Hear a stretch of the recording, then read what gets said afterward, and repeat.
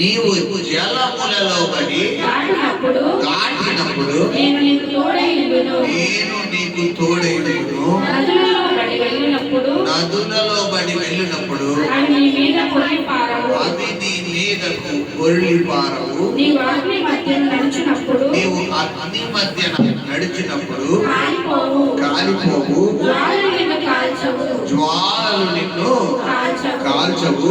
యెహోవానగు నేను నీకు దేవుడను. ఇశ్రాయేలు పరిశుద్ధ దేవుడనైన నేనే నిన్ను రక్షించువాడను. నీ ప్రాణ రక్షణ క్రయముగా ఐగుప్తును ఇచ్చి ఉన్నాను. నీకు బదులుగా కూషును షేబాను ఇచ్చి ఉన్నాను. హల్లెలూయా. చూడండి, ఈ యొక్క ఉదయకాలమున ప్రభు సన్నిధిలో మరి ఫిబ్రవరి నెల గురించి దేవుడి సన్నిధిలో ధ్యానిస్తున్నప్పుడు మరి ప్రభు నాతో స్పష్టంగా మాట్లాడినటువంటి మాటలు ఏంటంటే, పిల్లరా, ఈ ఫిబ్రవరి మాసంలో జలములలో పడి నీవు దాటినప్పుడు ఆయన నీకు ఎలా ఉంటాడు? తోడే. అసలు ఏంటి జలములు అంటే? మన సమస్యలు, మన శోధనలు, మన ఇబ్బందులు, మన ఇక్కట్లు, మన నిందలు, మన పోరాటాలు, మన అవమానాలు, మన జీవితంలో ప్రస్తుతం మనం దేని గుండా అయితే వెళ్తున్నామో ఆ సమస్య జలం. అయితే సహోదరి సహోదరుడా, జనవరి మాసంలో ఒకవేళ ఆ యొక్క ప్రవాహములకు నేను కొట్టుకుపోతానేమో, నేను ఏమన్నా అయిపోతానేమో, నా దోణి మరి గమ్యానికి చేరదేమో, ఈ అలల చేత మరి ఈ యొక్క తుఫాను చేత నేను సంద్రంలో విడిచి నేను గమ్యానికి చేరకుండా నేను ఈ సంద్రంలో, ఈ సముద్రంలో ఒకవేళ నా దోణి జీవితం మునిగిపోతేమో అని గతించిన జనవరి మాసంలో ఒకవేళ నువ్వు భయపడి బెంగపడి ప్రియ సహోదరి సహోదరుడా దిగులు పడితే నీతోనే పరిశుద్ధాత్మ దేవుడు ఈ యొక్క ఫిబ్రవరి మాసంలో ప్రవచన రీతిగా మాట్లాడతాడు. హల్లెలూయా. ఎంతగా అంటే నీవు జలములలో పడి దాటినప్పుడు ఆయన నీకు తోడుగా ఉండే దేవుడు అంటాడు. హల్లెలూయా. నువ్వు అనుకున్న పరిస్థితి ఏంటంటే, ఇక నా జీవితం ఈ రాత్రి గట్టెక్కినట్టే, ఈ రోజు గడిస్తే నా జీవితం గడిచినట్టే. ఈ యొక్క జనవరి నెల నా జీవితంలోకి ఎందుకు వచ్చింది? 2025 ఆశీర్వాదం దీవెన నెమ్మది అనుకున్నాను, కానీ నేను ఏదైతే అనుకుని ప్రారంభించానో అంతకు పూర్తిగా భిన్నంగా ఈ 2025లో నా జీవితంలో మరి అనేక పోరాటాలు, అనేక వ్యతిరేకతలు, అనేక నిందలు, అనేక గాయాలు నేను ఎదుర్కోవాల్సి వచ్చిందని ప్రియ సహోదరి సహోదరుడా, ఒకవేళ జనవరి మాసం గురించి నువ్వు భయపడి బెంగపడి దిగులు పడితే ఈ ఫిబ్రవరి మాసంలో ఈ 1వ తారీఖున ప్రభు నీతో స్పష్టంగా మాట్లాడుతున్న మాట ఏంటంటే, నేను నీకు తోడుగా ఉండబోతున్నాను అంటాడు. హల్లెలూయా. ఎలాంటి పరిస్థితుల్లో ఆయన నీకు తోడుగా ఉండబోతున్నాడు అంటే, నీవు జలములు దాటినప్పుడు. మీకు అర్థమయ్యే మాటలు చెప్తాను చూడండి. ఈ గోదావరి వరద వస్తుంది. గోదావరి వరద వస్తున్నప్పుడు పిల్లరా, మనం చెరువులలో, సరస్సులలో, బావులలో స్టాండర్డ్ గా నిలబడగలం. గోదావరి నది ఫ్లోయింగ్ వస్తున్నప్పుడు స్టాండర్డ్ గా నిలబడగలమా? ఎందుకు? ఆ ఫ్లోయింగ్ ఏం చేస్తుంది? తోసుకెళ్ళిపోతుంది. అయితే జనవరి నెలలో నీ జీవితంలో వచ్చింది అలాంటి ఫ్లోయింగ్, అలాంటి ఫ్లోటింగ్ వచ్చింది నీ జీవితంలో. నిన్ను తీసుకెళ్ళిపోయే ఫ్లోయింగ్, నిన్ను ఎత్తుకెళ్ళిపోయే, నిన్ను కొట్టుకుని వెళ్ళిపోయే ఫ్లోటింగ్ వచ్చింది. ఒకవేళ ఏమన్నా అయిపోతే నువ్వు భయపడ్డావేమో. అయితే ప్రభు చెప్తున్న మాట ఏంటంటే, ఈ ఫిబ్రవరి మాసంలో ఎటువంటి జలములను దాటినా కూడా నా కృపణికి తోడుగా ఉందని మాట్లాడుతున్నాడు. హల్లెలూయా. ఇది మొదటిగా దేవుడు మనతో మాట్లాడుతున్న మొదటి వాగ్దానం. రెండవ వాగ్దానం ఏమని చెప్తాడు పిల్లరా? నీవు నదులలో పడి వెళ్ళినప్పుడు అవి నీ మీదకి ఏమవ్వంట? అనారోగ్యము అనేది ఒక నది, కుటుంబ సమస్యలు అనేది ఒక నది, మారని భర్త, మారని భార్య, మారని బిడ్డలు, మారని పరిస్థితులు, పిల్లరా సరైన జీవనోపాధి లేకపోవడం, సరైన భర్త, సరైన కుటుంబంలో సరైన ఆదాయం లేకపోవడం, ఎంత సంపాదించిన సిల్లు సంచులో వేసిన అనుభవం, అప్పు అప్పు అప్పు, వడ్డీలకి కట్టడం, ఇదంతా ఏంటంటే పిల్లరా నదుల వెంబడి వెళ్ళడం. అయితే మొదటిగా జలములలో బడి నువ్వు దాటినప్పుడు అవి నిన్ను ముంచజాలవని చెప్తున్న దేవుడే ఇక్కడ నదులలో బడి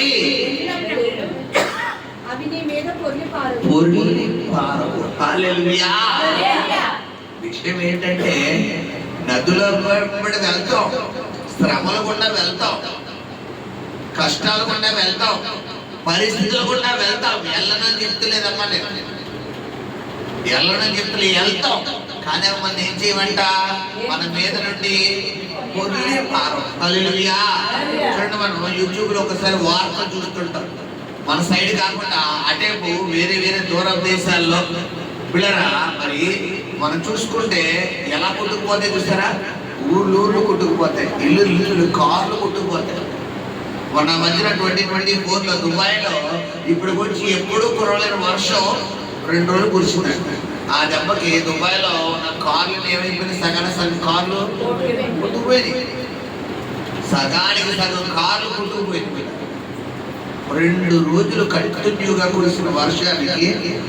ఎందుకంటే దుబాయ్ అనేది ఎడారి ప్రాంతం, అక్కడ వర్షం అనేది అసలు రానే రాదు. ఒకవేళ వచ్చినా ఒక 5 నిమిషాలు 10 నిమిషాలు అంతకంటే. కానీ ఆ రోజంట లైన్ గా 2 నుంచి 3 రోజులు కంటిన్యూగా కొట్టిందంట, 48 గంటలు దంచి కొట్టడు.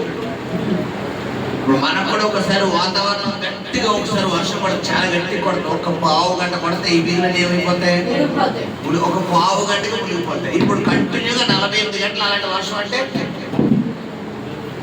ఇప్పుడు ఇల్లు ఏమవుతాయమ్మా, మొత్తం మునిగిపోతాయి. ఇప్పుడు ఇక్కడ గమనించండి, ఏం చెప్తున్నానంటే 2025లో నీ జీవితంలో ఒకవేళ అటువంటి నదుల వెంబడి నువ్వు వెళ్ళవలసిన పరిస్థితి వచ్చినప్పటికీ అవి నీ మీద నుంచి ఏమవ్వంట, పొర్లి పారవు. హల్లెలూయా, హల్లెలూయా. రెండవ మాటగా ప్రభుత్వం మాట్లాడుతున్నాడు. మూడవ మాటకి ఏం చెప్తున్నాడమ్మా, అగ్ని మధ్యన నడుచుచున్నప్పుడు కాలిపో. అగ్ని మధ్యన నడిచినప్పుడు, ఇక్కడ అగ్ని మధ్యన నడిచినప్పుడు అనగానే మనం 1 పేతురు 4వ అధ్యాయంలోకి వెళ్ళాలి. 1 పేతురు గ్రంథము 4వ అధ్యాయము చూడండి, 12వ వచనం చదువురా. మిమ్మును శోధించుటకు మీకు కలుగుచున్న అగ్ని వంటి మహాశ్రమను గూర్చి మీకేదో ఒక వింత సంభవించినట్లు ఆశ్చర్యపడకుడి. హల్లెలూయా. ఏం చెప్తున్నాడమ్మా, అగ్ని వంటి మహాశ్రమలు మీకు సంభవించినప్పుడు మీకేదో ఒక వింత జరుగుతుంది. చాలా మంది అంటారు, చూడండి, మధ్యాహ్నం గృహకుడికి వెళ్ళాలి, ఒక గృహకుడికి వెళ్తే వెళ్ళి కూర్చున్నాను, ప్రార్థన చేసుకున్నాం కదా, ఆరాధన చేసి వాక్యం చెప్తాం కదా అని చెప్పి కూర్చుంటే ఒక సహోదరు వచ్చి కూర్చున్నారు. తన ఫ్యామిలీ పరిస్థితి గురించి ఆమె చెబుతూ, ఆ ఫ్యామిలీలో ఎవరి ద్వారా అయితే ఆమె ఒడిదుడుకులు ఎదుర్కొంటుందో ఆ ఒడిదుడుకులు ఎదుర్కొంటూ నాకున్న లాంటి పర్సన్ ఈ ప్రపంచంలో ఎవరికి ఉండరండి అంటే, నాకు ఉన్నంత పర్సన్ అంటే తను చెప్తున్న రిలేషన్ ఎవరంటే తన భర్త గురించి చెబుతూ, నా భర్త అంతా డాష్ డాష్ డాష్ ఇదే పెట్టుకోండి, నేను చెప్పకూడదు, అమ్మాయి చెప్పిన మాటలు డాష్ డాష్ డాష్. అంత అలాంటి వాళ్ళు ఈ ప్రపంచంలోకి ఎవరున్నారు మాస్టర్ గారు, అంత అలాంటి ఇంట్లో ఉండడానికి నాకు భయం వేసి నేను పార్కులో దాక్కున్నాను మాస్టర్ గారు. మీరు వచ్చారని ప్రార్థన పెట్టారని ఈమె ఎవరి చోతన కౌరు పెడితే ఇంకొకరి ద్వారా నాకు అక్కడికి వచ్చింది, అందుకని పరిగెట్టుకుని వచ్చానండి. హల్లెలూయా. సరే చెప్పాను, వాక్యంలోకి వెళ్ళిపోయాను. వాక్యంలోకి వెళ్ళిపోతూ డెప్త్కి వెళ్ళింది సబ్జెక్ట్. డెప్త్కి వెళ్ళిపోతే ఫైనల్గా ఆమె ఇచ్చినటువంటి రిప్లై ఏంటంటే, బైబిల్లో చాలా మంది పడిన శ్రమల కంటే నా శ్రమ అసలు శ్రమే కాదు మాస్టర్. చూసారా, ముందేమంటే నేను పడ్డ శ్రమలు నాలాంటి భర్త ప్రపంచంలో, నాలాంటి కుటుంబం ప్రపంచంలో చాలా మంది ఏమనుకుంటారు, నాకు పడ్డ శ్రమలు ఈ ప్రపంచంలో ఎవరికి ఉండవు. విషయం ఏంటంటే మనకు మనం అలా అనుకోకపోతే మన సెల్ఫ్ ఏమవుతుందో సాటిస్ఫై అవ్వదు. మీకు ఎప్పుడు చెప్తుంటారు కదా, మా అమ్మగారు చిన్నప్పటి నుండి ఒక మాట అనేవారు ఏంటంటే, నేను పడ్డ శ్రమలు తీయాలనుకుంటే 30 రీళ్ళు అవుతారా అంటారు. ఈ 30 రీళ్ళు కూడా ఏంటో నాకు ఇప్పటికీ తెలియదు. మరి ఆ రోజుల్లో ఏమి సినిమాలు రీల్ వేసేవారు అనమాట. రీల్ వేసేవారు. ఆ రీలు ఇప్పుడు అంతా కూడా చిప్పులే అనమాట. చిప్పులు పెట్టాడు పిల్లరా. నా సినిమా 70 రీళ్ళు అవుతారా, 30 రీళ్ళు అవుతారా, అంత పెద్ద అంటే ఆవిడ పడిన శ్రమలు అనమాట. ఇప్పుడు విషయం ఏంటంటే, ఎవరు మట్టుకు వాళ్ళు అలా చెప్పుకోకపోతే వారికి ఏమనిపించదు, సంతోషపరచబడతారు, సంతృప్తి చెందరు. హల్లెలూయా. ఇక్కడ ఏం చెప్తున్నాడంటే, నీకు అగ్ని వంటి మహాశ్రమలు నీకు సంభవించినప్పుడు నీకేదో ఒక గొప్ప వింత సంభవించినట్లు ఆశ్చర్యపడిపోకు. ఒకవేళ మారణ భర్త వల్ల, మారణ భార్య వల్ల, మారణ బిడ్డల వల్ల, మారణ కుటుంబ పరిస్థితి వల్ల, మారణ నీ ఫైనాన్షియల్ స్టేటస్ వల్ల, మారణ నీ ఆరోగ్య పరిస్థితి వల్ల ఒకవేళ నువ్వు తల్లడిల్లిపోతే నీ సహోదరి సహోదరుడా, ఈ యొక్క ఫిబ్రవరి మాసంలో ప్రభు నీతో మాట్లాడుతున్న మాట ఏంటంటే, అగ్ని వంటి శ్రమల గుండా నువ్వు వెళ్ళినను ఈ ఫిబ్రవరిలో అవి నేను కాచ జాలముగా దేవుడు నీ చుట్టూ కంచె వేయబోతున్నాడు. హల్లెలూయా. నీ చుట్టూ ఆయన కంచెగా ఉండబోతున్నాడు. హల్లెలూయా.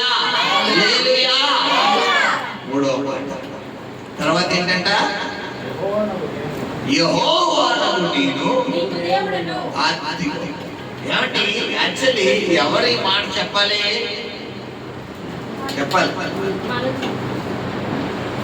ఈయన మా టీచర్ గారని చెప్పాలా, టీచర్ ఈయన నా స్టూడెంట్ అని చెప్పాలా? స్టూడెంట్ ఈయన మా టీచర్ గారు, ఈయన మా మాస్టర్ గారు, ఈవిడ నా టీచర్ గారు, మా సార్ గారు అని చెప్పాలి. ఈయన నా దేవుడు అని వాళ్ళకి చెప్పాలి. కానీ దేవుడు ఏమన్నాడు, యెహోవాను నేను నీకు. హల్లెలూయా. సరేమ్మా, ఎంత గొప్ప దేవుడు, నేనే నీకు దేవుడు అంటాడు. తర్వాత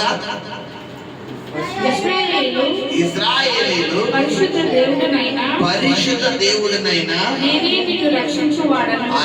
నాలుగవ మాట. పొద్దున్న 3 మాటలు ఇచ్చాను, ప్రసంగం పూర్తిగా ఇవ్వకూడదని ఉద్దేశం. నాలుగో మాట ఏంటి, నెలలో దేవుడికి ఎలా ఉండబోతున్నాడంట, రక్షకుడుగా ఉండబోతున్నాడు. హల్లెలూయా. హల్లెలూయా. నిన్ను రక్షించే నాదుడుగా, నీ అప్పుల నుండి, నీ అనారోగ్యం నుండి, నీ మానసిక ఒత్తిడి నుండి, నీ ఇబ్బందుల నుండి, నీ నిందల నుండి, నీ పోరాటాల నుండి నిన్ను రక్షించే నాదుడుగా దేవుడు ఈ ఫిబ్రవరి మాసంలో ఉండబోతున్నాడు. హల్లెలూయా. రక్షించేవాడంట. ఏమంటే రక్షించేవాడు అన్న మాటకు అర్థము పిల్లరా, ఒక విషయంలోనే తీసుకోవాలా, అన్ని విషయంలోనే తీసుకోవాలా? అన్ని విషయంలోనే. రక్షించేవాడంటే ఓన్లీ శ్రమ నుంచి అర్థమా? రోడ్డు మీద వెళ్తున్నాం, రక్షించేవాడు ఎవరు? ఇంట్లో ఉన్నాం, రక్షించేవాడు ఎవరు? సముద్రంలో ప్రయాణం, రక్షించేవాడు ఎవరు? నదుల్లో ప్రయాణం, రక్షించేవాడు ఎవరు? ఫ్లైట్ లో ప్రయాణం, రక్షించేవాడు ఎవరు? ఫంక్షన్ లో ఉన్నాం, రక్షించేవాడు ఎవరు? చుట్టాలింట్లో ఉన్నాం, రక్షించేవాడు ఎవరు? మంచం మీద పడుకున్నాం.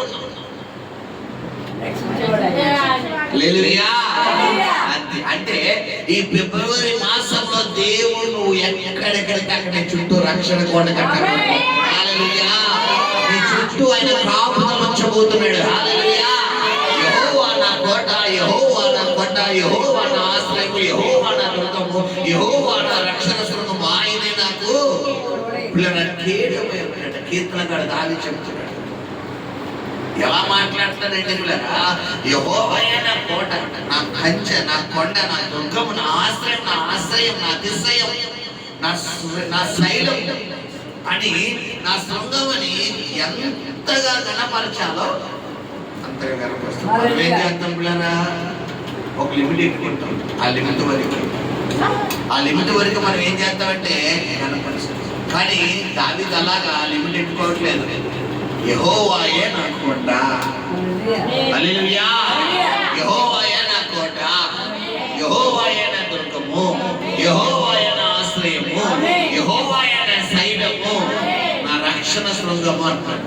అంటే రక్షణ శృంగం అంటే ఏం పిల్లరా, మనల్ని కాపాడేవాడు.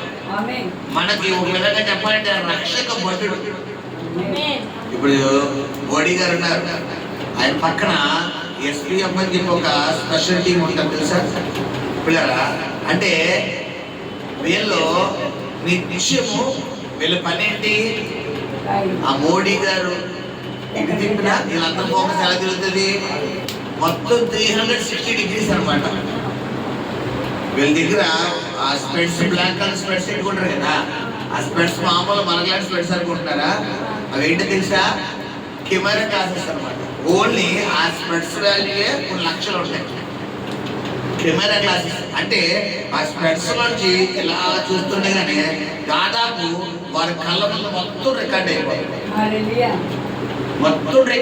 ఆ స్పెట్స్ ఇలా చూస్తుండగానే ఎవరు ఎక్కడున్నారు, ఎవరు సెన్సర్ అంటే పిల్లరా, ఎవరు ఏమంటారు మారణ ఆయుధాలు ధరించారు, ఇవన్నీ ఆ స్పెట్స్ లో ఏమైపోద్ది మొత్తం స్కాన్ చేస్తారన్నమాట. కాబట్టి ఇది గమనించండి, ఇది లోక సంబంధమైన ఎస్పీఎఫ్. కానీ పరలోక సంబంధమైన ఎస్పీఎఫ్ ఎలా ఉంటుంది చెప్పాలి. ఒక దేవదూతని ఎంతమంది లేపుచ్చేసింది, 185,000. ఇప్పుడు ఎంత ఎస్పీఎఫ్ అయినా, ఎంత సూపర్ పవర్ ఆఫ్ సెక్యూరిటీ అయినా పిల్లరా 100 మంది ఉండాలి. అవునా కదా చెప్పాలి, 100 మంది ఉండాలి మినిమం. కానీ మన దేవుడు ఆయన ఒక్కడు చాలు. మీలో ఒంటరైన వాడు 1000 మంది ఎన్నిక లేని వాడు బలమైన జనమగునట. హల్లెలూయా, హల్లెలూయా. ఈ కుమార్తె కుమారుడు ప్రియ సహోదరుడు ఫిబ్రవరి మాసంలో ప్రభు నీతో స్పష్టంగా మాట్లాడుతున్న మాట ఏంటంటే, ఆయనే మీకు రక్షణగా ఉండబోతున్నాడు, ఆయన నీకు కంచెగా ఉండబోతున్నాడు. నువ్వు ఎక్కడికి వెళ్తే అక్కడ నెక్స్ట్ మోకాలేడు. ప్రభువా నువ్వు మాట్లాడవు కదా నాయన, ఈ జనవరి మాసం ఫిబ్రవరి మాసంలో నాకు రక్షణగా కవచముగా ఉంటారని మాట్లాడవు కాబట్టి, రక్షణ ఆధారంగా ఉంటారని మాట్లాడవు కాబట్టి, మీరే నాకు తోడుగా ఉండండి నాయన అని ఎవరు సహాయం అడగాలి? హల్లెలూయా. 4వ మాట. 5వ మాట, నీకు బదులుగా నీ ప్రాణ రక్షణ యెహోవానగు నేను దేవుడను, నేను నిన్ను రక్షించువాడు. తర్వాత నీ ప్రాణ రక్షణ నీ ప్రాణ రక్షణకు బదులుగా క్రయముగా, క్రయం అంటే ఏంటి, వెల క్రయం ఇచ్చి కొన్నాడు అంటారు. క్రయము అంటే వెల. ఇక్కడ నీ ప్రాణ రక్షణ, అక్కడ ఐగుప్తు అంటే ఎవరు ఏంటి, లోకం. ఐగుప్తు అంటే ఏంటి, లోకం. అంటే నీకు బదులుగా దేన్ని ఇచ్చాడైనా, లోకానికి ఇచ్చాడంటే నీవు ఇక లోకానికి వెళ్ళక్కర్లేదు. ఇక్కడ దీంట్లో నా అర్థం ఏంటంటే పిల్లరా, దేవుడు లోకమును ఎంతో ప్రేమించాడు. మరి అదే దేవుడు వాక్యం, దేవుడు లోకం మంచిదే కానీ దానికి క్రియలు ఇచ్చాడు. దేవుడు లోకాన్ని ఎంతో ప్రేమించాడు, లోకం మంచిదే, దానికి క్రియలు ఇచ్చాడు. ఏంటా క్రియలు? నేత్రాశ, శరీరాశ, నేత్రాశ అంటది, చూపు అంటది, చూసిందల్లా కావాలంట.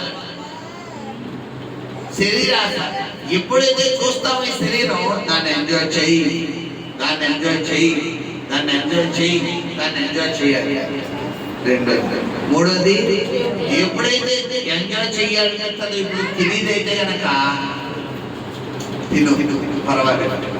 ఆదాము అవ్వలు ఎక్కడ పడిపోయారు? శరీర కార్యాల్లో సాధారణ ఒక్కొక్కరిని ఒక్కొక్క చోట పడేసాడు, అందరినీ ఒక చోట పడేయడు. తెలుసా మీకు ఆ విషయం? ఒక్కొక్కరికి ఒక్కొక్క వీక్నెస్ ఉంటుంది, అందరికి ఒక వీక్నెస్ ఉండదు. చెప్తాను చూడండి 2-3 ఎగ్జాంపుల్స్. అమ్మని ఎక్కడ పడేసింది? పండు దగ్గర. అంటే దేవుడమ్మని అమ్మ జయించగలిగిందా? సంసోన్ ఎక్కడ పడేసింది? నేత్రాశ. మనం చూసుకుంటే పిల్లరా, న్యాయాధిపతుల్లో ఆయన తిన్నాతను వెళ్ళి ఒకరిని చూచి, గాజాకు వెళ్ళి ఒక ఆమెను చూచి, వెళ్ళిన ప్రతి స్థలంలో అయ్యగారు ఏం చేస్తున్నారు? చూస్తున్నారు, సెలెక్ట్ చేస్తున్నారు, చూస్తున్నారు, సెలెక్ట్ చేస్తున్నారు, చూస్తున్నారు, సెలెక్ట్ చేస్తున్నారు. నేత్రాశ జయించలేకపోయాడు. సొలొమోను కూడా దేని జయించలేకపోయాడు? దావీదు కూడా దేని జయించలేకపోయాడు? నేత్రాశ. ఇక్కడ గమనించండిరా, సాతాను ఈ 3 కార్యాలతోనే లోకం తిప్పుతాడు. ఈ 3 కార్యాలే ఇక్కడున్న మనందరిలో కూడా ఎవరో ఒకరికి ఏదో ఒక బలహీనత లేకుండా ఉండదు. లేదు పాస్టర్ గారు, 100% నేను జన్ను అన్న వాళ్ళు ఎవరు లేరు. 100%. ప్రతి ఒక్కరిని సాతాను ఒక వీక్నెస్ పాయింట్ లో మధ్య తెలుసా? ఇప్పుడు నేత్రాశ, శరీరాశ, జీవపటం. శరీరాశ అంటే ఏంటి తెలుసా? బట్టలు చూడగానే బట్టలు ఉంటే బాగుంది, బంగారం చూడగానే మనం ఎప్పుడు వేసుకుంటాము. పిల్లరా, ఏదైనా మరి మంచి వస్తువు చూడగానే మనం కూడా కార్లు ఎప్పుడు తిరుగుతాము, మనం కూడా బండ్లు ఎప్పుడు తిరుగుతాము, మనం కూడా అది ఆ యొక్క మంచి విల్ల, మంచి హౌస్ లో ఎప్పుడు ఉంటాము. ఇదేంటిది? అంతే ఏంటి? శరీరాశ. శరీరాన్ని సాధిస్తుంది. అందుకనే కీర్తనకాండలో ఉన్నటువంటి ఒక కీర్తన చెప్తున్నాడు. ఏమన్నాడంటే, అయ్యారు నా ప్రాణమా తినుము, తాగుము, సుఖించు అంటాడు. ఎవరితో మాట్లాడుతున్నారు బాబు? ప్రాణంతో మాట్లాడుతున్నా. నా ప్రాణమా తిను, బిర్యానీ తిను, గట్టిగా తిను, ఎంజాయ్ చేయి, తిను. నా ప్రాణమా తాగుము, ఫుల్ బాటిల్ ఇంకో బాటిల్ బాటిల్ ఎంజాయ్ చేయి. నా ప్రాణమా సుఖించు, పెట్టుకో, టీవీ పెట్టుకో, సినిమా పెట్టుకో, ఛానల్ పెట్టుకో, పర్వాలేదు, నచ్చింది చూడు, ఎంజాయ్ చేయి అంటాడు. చక్కగా అంతా అయిపోయినది. పక్క నుంచి దేవుడు నల్లటి స్వరంతో మాట్లాడతాడు. నానా బంగారం, తల్లి, హలో తండ్రి చెప్తూ, ఈ రాత్రి దేవుడు నీ ప్రాణం అడిగితే నీ సంపాదన ఎవరి తగును అంటాడు. కాబట్టి ఏమి తిందుమా, ఏమి తాగుతామా, ఏమి ధరించుకుందుమా అన్న ఆలోచన ఎవరికి ఉండకూడదంట. మనకు ఉండకూడదు. మనకి ఏది కావాలో, ఏది ధరించాలో, ఏది అవసరమో, ఎప్పుడు మనం ఏది తినాలో, ఏది తాగాలో అన్ని ఎవరు చూసుకుంటారో? ఆయన చూసుకుంటారు. ఆయన తెలుసు, ఆయనకు ప్రతి ఒక్కడే తెలుసు. కాబట్టి నీ ఆలోచన, నీ ధ్యాస, నీ వాంఛ, నీ కోరిక అంతా ఎలా ఉండాలి? దేవుడి పనిలోనే ఉండాలి, ప్రార్థనలోనే ఉండాలి. ప్రార్థనే. అలా కాకుండా ప్రార్థన మీద లేకుండా ఇక్కడ కొంతమంది ప్రార్థనకు వస్తారు. ఒక్కోసారి వాక్యం లేట్ అవుతుంటే ఇంటి దగ్గర అమ్మ అంటుంది, ఒరే ఈరోజు బిర్యానీ చేస్తారా, మేకు వచ్చారా అంటారు. కరెక్ట్గా 1 గంట, మధ్యాహ్నం 1 గంట వేసారు, ప్రసంగం అవ్వలేదు అనుకోండి, వీళ్ళ బుర్ర ఎక్కడ పడుతుంది? బిర్యానీ 1 గంట అయిపోయింది, అమ్మ 1 గంట అయిపోయింది, అమ్మ 1 గంట అయిపోయింది, బిర్యానీ అమ్మ బిర్యానీ ఆకలేసారు, అమ్మ బిర్యానీ అన్న. ఎప్పుడు వదిలితే ఎప్పుడు జంప్ అయిపోయి కంచమే పడిపోతాం. ఇప్పుడు సాతాను ఎక్కడ పుట్టాడు? బిర్యానీ పుట్టాడు. ఇక్కడ గమనించండి, నీ వీక్నెస్ తీసుకొస్తాడు. నీ వీక్నెస్, నాకు ఏ వీక్నెస్ లేదండి, నాకు ప్రార్థనే అన్న వాళ్ళను కూడా బలహీనపడతాడు. ఎందుకంటే మనం లోకంలో ఉన్నాం, శరీరంతో శరీర దాంట్లుగా ఉన్నాం. కాబట్టి ప్రతి ఒక్కరికి ఏముంది పిల్లరా? ఏదో ఒక ఆశ ఉంటుంది. ఇక్కడ అదే చెప్తున్నాడు. తర్వాత చదువుకుంటే పిల్లరా ఏమన్నా, నీకు బదులుగా కూషును ఇచ్చి ఉన్నాను, నీవు నా నీవు నా దృష్టికి ప్రియుడైనందున గనుడవైతివంట. హల్లెలూయా. ఈ 2025 ఫిబ్రవరి మాసంలో దేవుడు నిన్ను ఎలా చేయబోతున్నాడమ్మా? ఆయనకు ప్రియుడిగా చేసుకోబోతున్నాడు. హల్లెలూయా. బైబిల్లో ఉంది, నన్ను ప్రేమించువని ఎలా చేస్తాడు ఆయన? ఆస్తికర్తలుగా. ఆయన్ని ప్రేమించువని ఎలా చేస్తాడంట? అబ్రాహాము ఆయన్ని నమ్మాడు కాబట్టి అది ఆయనకి ఎలా మారిపోయింది? నీతిగా ఎంచబడిపోయింది. బైబిల్లో నీతిమంతులు బిడ్డలు భిక్షమించడం అనేది నేను ఎన్నడూ చూడలేదని చెప్తున్నాను. ఇక్కడ గమనించండి, నువ్వు దేవుని నమ్మితే కాదు, అది ఆయన ప్రేమించినట్టు. నమ్మడమే మనం జీవితంలో ప్రేమించడం. సాధారణంగా ప్రేమించడం అంటే జీసస్ ఐ లవ్ యూ అంటారు. ఇది కాదు ప్రేమించడం. నీ శ్రమలో, నీ శోధనలో, నీ ఇబ్బందులో, నీ నిందల్లో, దేంట్లో అయితే నువ్వు ఎదుర్కొంటున్నావో దాంట్లో ఎలాంటి ధైర్యం కలిగి ఉండాలంటాడు దేవుడు. నా దేవుడు నాకు తోడై ఉన్నాడు, నా దేవుడు నా పక్షమై ఉన్నాడు, నా దేవుడు నాతో ఉన్నాడన్న ధైర్యంతో మనం ఉన్నప్పుడే మన పక్షంగా ఎవరు కదులుతారు? దేవుడు కదులుతాడు. హల్లెలూయా, హల్లెలూయా. 4 పాయింట్లు ఈ యొక్క ఫిబ్రవరి మాసంలో మొదటిగా మనతో నీవు నదుల వెంబడి, నేను జలముల కూడా వెళ్ళినప్పుడు నీకు తోడుగా ఉంటానన్నాడు. శ్రమల గుండా వెళ్ళినప్పుడు నీకు తోడుగా ఉంటానని అర్థం. నీవు నదుల వెంబడి వెళ్ళినప్పుడు నీ మీదకి ఏం చేయవు? కొల్లి పాడడం అంటే బాబోయ్ అప్పుడు రేపు పొద్దున వచ్చేస్తారంటే ఏం చెప్పాలో తెలుసుకోలేదండి, అసలు ఏం చెయ్యాలో కూడా తెలుసుకోలేదండి, నాకు ఉక్కిరి బిక్కిరి అయిపోతున్నానండి, నాకు బుర్ర పని చేయట్లేదండి అంటావు కదా. జనవరి నెలలో ఈ ఫిబ్రవరి మాసంలో ప్రభు చెప్తున్న మాట ఏంటంటే, ప్రియ సహోదరి సహోదరుడా, నీ జీవితంలో దేవుడు మరి నీ మీదకి ప్రవహించకుండా, నీ మీదకి అవేవి కొట్టుకులు రాకుండా దేవుడు ఏం చేయబోతున్నాడంట? నిన్ను కాపాడేబోతున్నాడంట. హల్లెలూయా. అర్థమయ్యే మాటలు చెప్తాను, ఆలోచించండి. నదిలో కొట్టుకెళ్ళిపోతున్నప్పుడు మధ్యలో ఆనకట్ట కొట్టుకెళ్ళిపోతాడా? ఆగిపోతాడా? వెళ్ళిపోవాలి కదా. ఈ సంవత్సరం ఈ ఫిబ్రవరి నెలలో దేవుడికి ఎలా ఉండబోతున్నాడు? ఆనకట్టగా ఉండిపోబోతున్నాడు. ఇప్పుడు ఈ ప్రవాహం వేగం పెరిగినా, కొట్టుకుని ఇంకా వేగం పెరిగినా లేదమ్మా, పెద్ద ప్రవాహం అయినా ఈ ఫిబ్రవరి నెలలో ఎంత సాధారణంగా నీ మీదకి ఎన్ని రూపాలుగా వచ్చినా నీ దగ్గర ఆయన ఈ ఫిబ్రవరి నెలలో దేవుడికి ఏమైపోతున్నాడు? ఆనకట్ట వేసేపోతున్నాడు. మూడో మాట ఏమని చెప్పాను? అన్ని మధ్యలో నడిచినప్పుడు కాలిపోవట. హల్లెలూయా. అగ్ని మధ్యలో, అగ్ని అంటే ఏంటమ్మా? మహాశ్రమ. శ్రమలో రకాలు ఉంటాయి, చిన్న శ్రమ, పెద్ద శ్రమ, మహాశ్రమ, ఇంకా ఊపిరి బిగించుకోలేని శ్రమ. కొంతమందికి అసలు ఊపిరి ఆడదు, అసలు ఎప్పుడు రాత్రి అవుతుందో ఎప్పుడు పగలవుతుందో కూడా తెలియదు. అయితే ఇక్కడ పేతురు గారు కొంచెం అడ్వాంటేజ్ వెళ్తూ ఏం చెప్తున్నాడంటే 4:12 మొదటి పేతురు గ్రంథంలో, అగ్ని వంటి మహాశ్రమలు నీకు సంభవించినప్పుడు నీకేదో ఒక గొప్ప వింత సంభవించినట్టు ఆశ్చర్యపోకు. ఎందుకంటే నువ్వు దేవుడి దృష్టిలో ఉన్నావు కాబట్టి నువ్వు అగ్ని వంటి శ్రమలో ఉన్నా వెళ్తున్నావు. నువ్వు దేవుడి ప్రణాళికలో ఉన్నావు కాబట్టి నువ్వు అగ్ని వంటి శ్రమలో ఉన్నా వెళ్తున్నావు. విషయం ఏంటంటే, అగ్ని వంటి శ్రమల గుండా పంపించడానికి ఇష్టపడ్డాడు కానీ నీ చెయ్యి విడిచిపెట్టడానికి ఇష్టపడ్డాడు ఆయన. ఎందుకంటాడు? ఏమన్నా అగ్ని వంటి నువ్వు అగ్ని గుండా వెళ్ళినప్పుడు ఆ మాట చదువునా, అవి నిన్ను కాల్చజాలవు,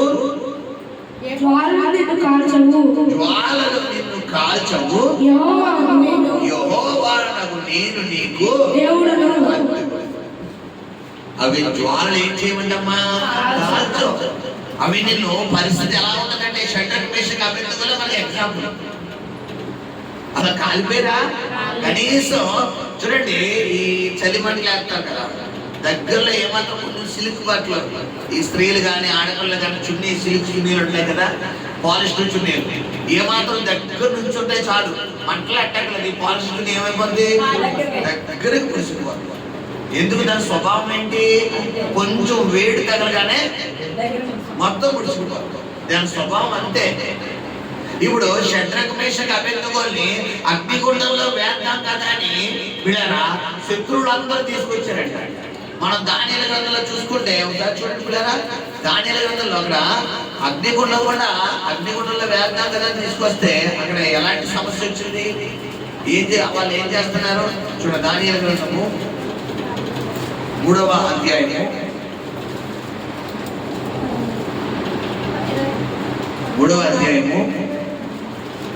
19వ వచనం చదువుతాడు. అందుకు నెబుకద్నెజరు అత్యాగ్రహము నొందినవాడు నొందినందున షడ్రకు మేషకు అబేద్నెగోలను వారి విషయంలో ఆయన ముఖము వికారమైన కనుక గుండము ఎప్పటికన్నా ఏడంతల వేడిమిగా చేయమని ఆజ్ఞయించెను. మరియు తన సైన్యములో నుండి బలిష్ఠులలో కొందరిని పిలువనంపించి షడ్రకును మేషకును అబేద్నెగోను బంధించి వేడిమి కలిగి మండుచున్న ఆ గుండములో వేయని ఆజ్ఞేయగా వారి అగ్నిలను నిలువుటంగిలను పైవస్త్రములను తక్కిన తీయకయే ఉన్నపాటున ముగ్గురిని వేడిమి కలిగి మండుచున్న ఆ అగ్నిగుండము అక్కడ ఉన్నట్టుగా చదవాలి. ఆ గుండము నడుమ పడవేసిరి. రాజాజ్ఞ తీవ్రమైనందున గుండము మిక్కిలి వేడిమి కలమైనందున. ఇక్కడ శ్రద్ధగా చదవండి. షడ్రకు మేషకు అబేద్నెగోలను విసిరివేసిన ఆ మనుషులు అగ్ని జ్వాలల చేత కాల్చబడి చూసారా? నా వంశంలో షడ్రకు మేషకు అబేద్నెగో ఒక్కొక్కరిని ఒక్కొక్కరు పట్టుకున్నాడు. బలిష్ఠులంట. మన మామూలు వాళ్ళు అంటే మన మాట చెప్పాలి. బాడీ గార్డ్ అనమాట. ఎంత కండ్లు పెంచుతారు కదా, 6 ప్యాక్ అంటారు. ఎంత కండ్లు. ఈ 6 ప్యాక్ కలిగిన ఒక్కొక్కరు ఇలా పట్టుకుని ఇలాగ నా వంక చూడండి, ఇలా పట్టుకుని ఈసి వెళ్తాం కదా అని ఇలా అనేలోపు ఏళ్ళ అగ్నిగుండంలోకి వెళ్ళిపోయారు. ఏళ్ళ గంట ముందు ఎవరు కాలిపోయారు? ఈ బలిష్ఠులు కాలిపోయి వచ్చిపోయారు.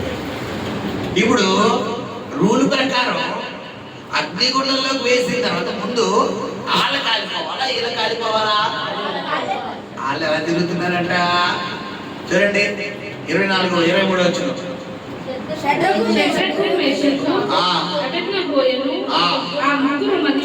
ఆ ముగ్గురు మనుషులు బంధింపబడిన వారై వేడిమి కలిగి ఆ గుండంలో పడగా రాజు నెబుకద్నెజరు తీవ్రముగా లేచి మేము ముగ్గురు మనుషులను బంధించి ఈ అగ్నిలో వేసింది కదా అని తన మంత్రులను అడిగను. సత్యమే రాజుతో ప్రత్యుత్తరం ఇచ్చిరి. అందుకు రాజు నేను నలుగురు మనుషులను బంధకములు లేక అగ్నిలో సంచరించుట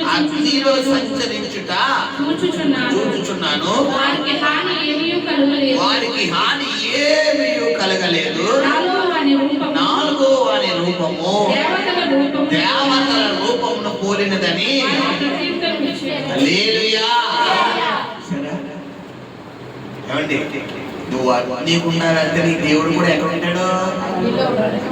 నువ్వు జలమలకుండా వెళ్తే నీ దేవుడు ఎక్కడ ఉంటాడు? ఇక్కడ విషయం ఏంటంటే దేవుడు ఉంటే నడిపించకుండా ఉండొచ్చు కదా పాస్టర్ గారు. లాజిక్. దేవుడు ఉంటే నదులు ఉంటే ఎలా కూడా చెయ్యొచ్చు కదా. దేవుడుంటే అసలు అగ్ని పరీక్ష పెట్టకుండా ఉండొచ్చు కదండి. దేవుడుంటే ఆ ప్రవాహంలో కొట్టుకుపోకుండా ఆగు. ఆ ప్రవాహం లేకపోతే నీకు ఎవరు విలువ తెలియదు. ఆ అగ్నిగుండం లేకపోతే నీకు ఎవరు విలువ తెలియదు. ఇప్పుడు అగ్నిగుండం ఉండాలా ఉండకూడదా? ఉండాలి. అట్ ద సేమ్ టైం నీ కుడి చేయని ఆయన పట్టుకోవాలి. హల్లెలూయా. ఇక్కడ విషయం ఏంటంటే నువ్వు దేవుడు నా చెయ్యి పట్టుకున్నాడన్న ధైర్యంతో నువ్వు ఉన్నావనుకో, అగ్నిగుండం కాదు, అగ్ని లావా ఇది వస్తుంది కదా. మన కాలిపోయిన లాస్ట్ బిల్లు కాలిపోయినాయి కదా, అలాంటి మంటలో తీసుకెళ్లి పడేసిన ఎంతో సంతోషమే, ఎంతో ఆనందమే నా యేసుని సన్నిధిలో. హల్లెలూయా. గమనించు, నీ జీవితంలో మానసిక ఒత్తిడి లేకుండా, ఇబ్బందులు కూడా, నిందలు కూడా, పోరాటాలు కూడా, అవమానాలు కూడా, కొన్ని శోధనలు కూడా నువ్వు వెళ్తున్నప్పుడు ఏ ఆలోచనలో, ఏ ప్రశ్నలో, ఏ ధ్యాసలో ఉండాలంటే నా కుడి చెయ్యిని ఎవరు పట్టుకున్నారు? దేవుడు పట్టుకున్నాడు అన్న ఆలోచనలో ఉన్నంత వరకు ఏమన్నా సమస్య ఏమన్నా చేయగలదమ్మా? దరిదాపులో రాగలదా? ఇక్కడ ఏం చేయగలదు? కనీసం ఈ బంధకాలు చేసారంటే అగ్నిగుండంలో. ఇప్పుడు అయ్యగారు కళ్ళు తెరవగానే అలా తిరుగుతున్నారట, స్వేచ్ఛగా తిరుగుతున్నారట. పైగా ముగ్గురు నేత ఎంతమంది కనబడుతున్నారు? నలుగురు కనబడుతున్నారు. 4వ రూపం కూడా ఎలా ఉందని చెప్పేస్తున్నాడు బాబు. చాలా ప్రకాశవంతంగా ఉందయ్యా బాబు అని చెప్తుంటే, ఇప్పుడు మనం చూసుకుంటే ఏ దేవుడు మిమ్మల్ని గుండము నుండి తప్పించగలడో చూద్దామన్న ఇదే వ్యక్తి ఇప్పుడు వీరి దేవుడే పూజారుడు అన్నాడట. హల్లెలూయా. ఏ బంధువులైతే చూద్దాం, నిన్న మీ దేవుడు అక్రమాను దేవుడు పేదన ఏసయ్య అన్నావు కదా, చూద్దాం అన్నారు కదా. వాళ్ళేదో పొద్దున ఆడపోతున్నారు ఏంటి? నిజంగా నువ్వు నమ్ముకున్న దేవుడు రక్షించాడమ్మా, నిజంగా నువ్వు నమ్ముకున్న దేవుడు నీకు ఆశ్రయంగా మారిపోయాడు, నిజంగా నువ్వు నమ్ముకున్న దేవుడు నీ తలడు పైకెత్తాడు, నమ్ముకున్న దేవుడే నీకు ఎక్కడ అవమానం గణతరించాడు అన్నట్టుగా ఫిబ్రవరి మాసంలో దేవుడు చెప్పబోతున్నాడు. హల్లెలూయా. హల్లెలూయా. అగ్ని వంటి శ్రమ గమనించండి. బైబిల్లో ఎంతో మంది గొప్ప గొప్ప పండితులు ఉన్నారు. వారందరూ శ్రమల గుండా వెళ్ళారు, నిందల గుండా వెళ్ళారు, పోరాటాల గుండా వెళ్ళారు. కాబట్టి వారి కళను దేవుడు ఏం చేశాడు? పైకెత్తాడు. మనం కూడా శ్రమల గుండా వెళ్ళినప్పుడే ఒక స్థాయిలోకి వెళ్తావు. అందుకే యాకోబు పత్రిక 1:11 శోధన సహించువాడు ధన్యుడు, అట్టి వాడు శోధనకు నిలిచిన వాడే దేవుడు అనుగ్రహించిన జీవ కిరీటంలో పొందును. ఎవడైనా శోధించబడుచున్నప్పుడు నేను దేవుడి చేత శోధించబడుచున్నానని అనుకుంటాను. మనకి ఏదైనా సమస్య రాగానే మనం పుచుక్కుని అనేస్తాం. ఏంటి ఆడ ఎక్కడదే ఇక్కడే స్లిప్ అయిపోవాలి. ఏం చేసాడండి? దేవుడు అన్నాడు. పేదన ఏం చేసాడు? దేవుడు స్లిప్ అయిపోతుంది. ఇక్కడ బైబిల్ చెప్తే స్లిప్ అవ్వకూడదు. 50 కేసు అంటే తీసుకో, 50 కేసు అంటే తీసుకో. ఎవరైనా శోధించబడుచున్నప్పుడు నేను దేవుడి చేత శోధించబడకూడదు, రాకూడదు అనకూడదు. తలంపులలో కూడా రిపీట్ అవ్వకూడదు. ఏదైనా జరగాల్సిన కార్యం చిన్న జరగలేదు అనుకోండి, వెంటనే నిరుత్సాహపడిపోతారు. చాలా వెంటనే సెకండ్ అలా అయిపోతారు. అలా వచ్చా అవ్వకూడదు. నా దేవుడు చెప్తాను కాదనమాట. పోలే దేవుడు చేస్తాడు. రేపు పొద్దున్న చేయడం దేవుడు చెప్తున్నాడు, ఈ రోజు చేయడం దేవుడు చెప్తాం కాదనమాట. సరే దేవుడు చెప్తాం ఎలా జరుగుతుంది. పోలే దేవుడు చెప్తాం, పోలే దేవుడు చెప్తాం. ఇలా ఉండిపోయినప్పుడు నీ పక్షిని ఎవరు కలుగుతారు? అంతే. అలా కాకుండా ఏదైనా చిన్న కార్యం ఆగిపోయినప్పుడు పుట్టుకుని మనం ఏమనేస్తాం?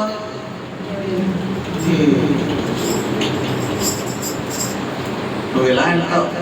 ఆయన అక్కడి నుంచి ఏమంటాడు? నీ పక్కనే ఉన్న గ్రహించలేకపోతున్నారా బాబు అని ఆయన ఏం కొట్టుకుంటాడు? ఇప్పుడు సాతాను గడిచే తల కుట్టిద్దామా? ఏసే తల కుట్టిద్దామా? అది కుట్టించాలంటే ఏం చేయాలి? నా దేవుడు ఉన్నాడు. అందుకే యోబు అంటాడు. ఈ విషయం ఏంటంటే యోబు ఎన్ని లేకపోయినా ఎవరిని శోధిద్దామనుకున్నాడు సాతాను గాడు? యోబు నోట్ల నుంచి కనీసం ఒక్క మాట అన్నా స్లిప్ అవుతుందేమో చూశాడు. కనీసం ఒకటి కాదు కదా, అరముక్క కూడా రాలేదు, చిన్న చిన్న మాట కూడా రాలేదు. ఈ సంగతులలో ఏ విషయం అందులో దేవుడు నాకు అన్యాయము చేసినని యోబు చెప్పలేదు, ఏ పాపమును చేయలేదు. చూసారా, యోబు సమస్యలతో పోల్చుకుంటే అలా మన సమస్యలేనా అమ్మా? చెప్పాలి. అప్పుల సమస్య కావచ్చు, ఆరోగ్య సమస్య కావచ్చు, బిడ్డల సమస్య కావచ్చు, కుటుంబ సమస్య కావచ్చు, ఉద్యోగ సమస్య కావచ్చు, వ్యాపార సమస్య కావచ్చు, జీవనోపాధి సమస్య కావచ్చు, పిల్లరా కుటుంబ సమస్య కావచ్చు, బంధువుల సమస్య కావచ్చు, ఏదో ఏ సమస్య ఉన్నా తీసుకున్నా యోబు గారి సమస్యలతో పోల్చుకుంటే మన సమస్య సమస్య. మరి అలాంటి యోబు గారు ఏమంటున్నారు? యెహోవా ఇచ్చెను, దిగంబరిగా వచ్చాను, నేను ఈ లోకానికి ఏది తీసుకురాలేదు, అంతే పలకాలి. అయ్యో అలానే అనంతం మాస్టర్ గారు అంటే నువ్వు అలా అంటేనే ఇక్కడ కార్యాలు జరుగుతాయి. ఎందుకంటే కొన్ని కొన్ని దేవుడు ఇచ్చి శోధిస్తాడు, కొన్ని ఆపి శోధిస్తాడు. ఇవ్వక కాదు, కొన్ని ఇచ్చి శోధిస్తాడు. అబ్రహాంకి ఏం ఇస్తున్నాడో ఇచ్చి శోధిస్తున్నాడు, యోబుకి ఏం చేస్తాడు? ఇచ్చి శోధిస్తున్నాడు. పిల్లరా షడ్రకు మేషకు అబేద్నెగోలకు ఇవ్వకుండా పరీక్ష, శ్రమ కూడా వెళ్ళిన తర్వాత వీరికి ఘనత వచ్చిందా? ఘనత వచ్చిన తర్వాత శ్రమ వచ్చిందా? యోసేపు శ్రమ కూడా వెళ్ళిన తర్వాత ఘనత వచ్చిందా? ఘనత వస్తే శ్రమ వచ్చిందా? దావీదు శ్రమ కూడా వెళ్ళిన గొలియాతు శ్రమ కూడా వెళ్ళిన తర్వాత ఘనత వచ్చిందా? ఘనత వచ్చిన తర్వాత గొలియాతు వచ్చాడా? అప్పుడు దాకా సౌలు వేలపడది, అప్పుడు దాకా సౌలు వేలపడది. దావీదు రంగంలోకి రాలేనంత వరకు సౌలే హీరో. ఎప్పుడైతే దావీదు మొదటి సమయంలో 17 అధ్యాయంలో దావీదు రంగంలోకి వస్తున్నాడో, మొదటి సమయంలో 17 అధ్యాయం 18 అధ్యాయంలో సౌలు వేలపడది. ఇప్పుడు నీ జీవితంలో 2025లో జనవరి మాసంలో నీకు శ్రమ వచ్చింది, ఈ ఫిబ్రవరి మాసంలో విజయాన్ని ఇవ్వబోతున్నాడు. హల్లెలూయా. ఈ సమస్యల మీద విజయాన్ని ఇవ్వబోతున్నాడు, ఈ పరిస్థితుల మీద విజయాన్ని ఇవ్వబోతున్నాడు, ఎక్కడ అవమానమైన ఘనతను ఇవ్వబోతున్నాడు. శత్రువులకు దమడ పని చేయబోతున్నాడంట.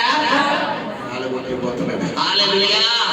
పూర్తిగా దేవుడికి లోబడి నువ్వు చేయాల్సిందల్లా ఒకటే, దేవుడు నా పక్షంగా ఉన్నాడు, నాకు విరోధముగా రూపొందినవాడు ఏ ఆయుధం వర్తిల్లదు, నాకు విరోధంగా రూపొందినవాడు ఎవడు? ఈ ధైర్యంతోనే ఉన్నాడు. హల్లెలూయా. అలా ఉంటే ప్రార్థన పరిశుద్ధము నమ్మకం